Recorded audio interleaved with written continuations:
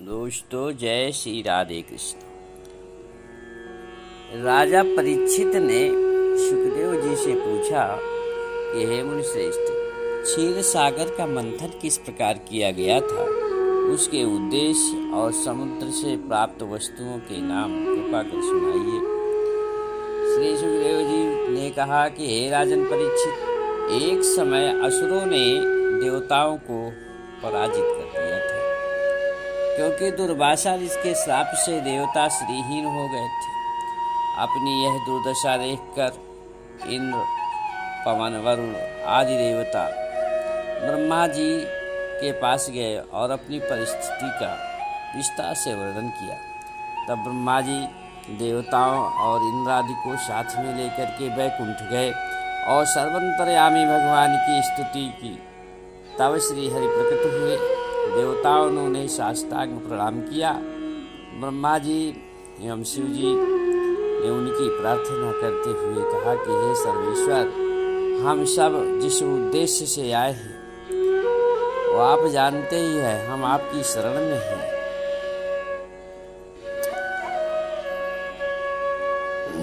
आप कृपा कर हमारी प्रार्थना स्वीकार कीजिए। श्रीहरि ने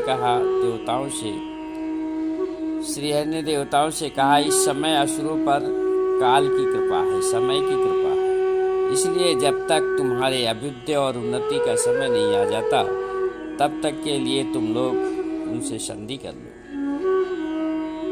सबसे पहले तुम लोग अति दुर्लभ अमृत निकालने का प्रयत्न करो। पहले क्षीर सागर में औषधियाँ डालो, फिर मंदराचल की मथानी और वासुकी नाग की नेति बनाकर तुम लोग समुद्र मंथन करो। मैं उनमें आपकी सहायता करूंगा। देवताओं को यह आदेश दे भगवान श्री हरि अंतर्ध्यान हो गए। तब इंद्रादि देवता असुरों के राजा बलि के पास गए।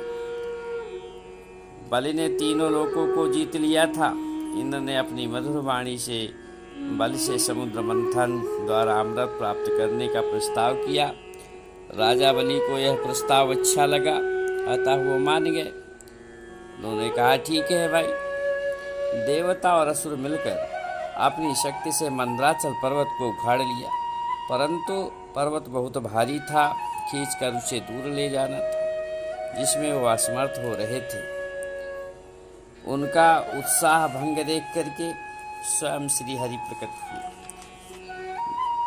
अपने वाहन गरुड़ में विराजमान थे और खेल ही खेल में मंदराचल को उठाकर गरुड़ पर रख समुद्र तट की ओर सीधे चल पड़े। राजा बलि व इंद्रादि सभी देवता समुद्र तट की ओर यात्रा करना प्रारंभ किया। फिर मंदराचल पर्वत की मथानी और वासुकी की नेति बनाई गई। दैत्य वासुकी के मुख की ओर, देवता पूंछ की ओर पकड़कर मंथन करने लगे। तब भार के कारण पर्वत बिना आधार के नीचे धंसने लगा। यह देख करके भगवान श्री हरि स्वयं कच्छप का रूप बना करके, कछुए का रूप बना करके अपनी पीठ पर उस पर्वत को उठा लिया। मंथन से वासुकी के आँख से, मुख से, श्वासों से विष की ज्वाला निकलने लगी। उससे असुर निस्तेज होने लगे। मंथन में प्रथम हलाहल विष निकला, जिससे तीनों लोकों के लोग बेसुध होने लगे। तथा असुरों व देवों ने भगवान शिव से प्रार्थना की, तो भगवान परमेश्वर भगवान शिव आए, उनकी प्रार्थना सुन करके और विष का पान किया। उन्होंने उस विष को अपने कंठ से नीचे नहीं उतरने दिया, जिससे उनका कंठ नीला हो गया और भगवान देवाधिदेव महादेव नीलकंठ कहलाए। पुनः सब में कौतूहल हुआ और फिर से मंथन शुरू हुआ। अब कामधेनु नामक एक गाय प्रकट हुई, जिसे ऋषियों ने आग्रह किया कि हमें प्रदान कर दी जाए, और उन्हें दे दिया। उसके बाद उच्चैश्रवा नामक घोड़ा निकला, जिसे राजा बलि को दिया गया। फिर 4 दांतों से युक्त ऐरावत नामक हाथी निकला, जिसे इंद्र को दिया गया। तदंतर कौस्तुभ मणि जो श्री हरि ने स्वीकार कर लिया, और फिर कल्पवृक्ष और अप्सराएं निकली, जो देवताओं और असुरों में बांट लिया गया। इसके बाद स्वयं लक्ष्मी जी निकली और भगवान श्री हरि को वरण कर लिया।